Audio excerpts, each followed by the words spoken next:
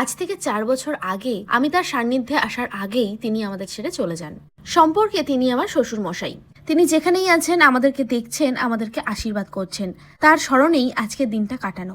এখন বেলা 11:30 বাজে আর অর্ডার করা খাবারগুলো চলে এসেছে। টোটাল 75টা প্যাকেট ছিল, সবকটা গাড়িতে তুলেও নিয়েছি।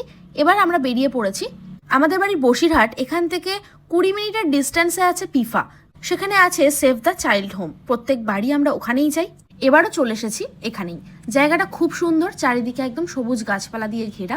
এতটা জায়গায় রয়েছে, সামনে প্লেগ্রাউন্ড, পিছনে ওদের রুমগুলো রয়েছে, আর এই সামনেরটা হচ্ছে ওদের ডাইনিং স্পেস।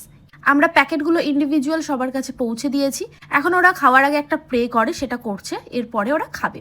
আজকের মেনুতে ছিল প্রত্যেকবারের মতোই সাদা ভাত, শাক ভাজা, শুক্তো, চিংড়ি মাছের মালাইকারি, চিকেন আর সাথে মিষ্টি এবং চাটনি। এই সকল বাচ্চাগুলোর মধ্যে অনেক বাচ্চা অনেক ট্যালেন্টেড। কিছু বাচ্চা ডান্সের কম্পিটিশনে স্টেট লেভেল পর্যন্ত পৌঁছে গেছে। কিছু বাচ্চা মাধ্যমিক উচ্চ মাধ্যমিকে পেয়েছে 85% নাম্বার। ভগবানের কাছে প্রার্থনা করব এদের ভাগ্য যেন শেষ পর্যন্ত সাথ দেয়।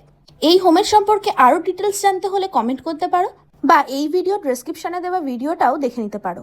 খাবার পর একটু গল্পগুজব করে আমরা সবাই একসাথে স্লাইস খেয়ে আমরা বেরিয়ে আসলাম। আজকের দিনটা ভালো কাটালাম একসাথে। চলো দেখা হবে আবার অন্য দিন নতুন ভিডিও নিয়ে। ততক্ষণ পর্যন্ত টাটা।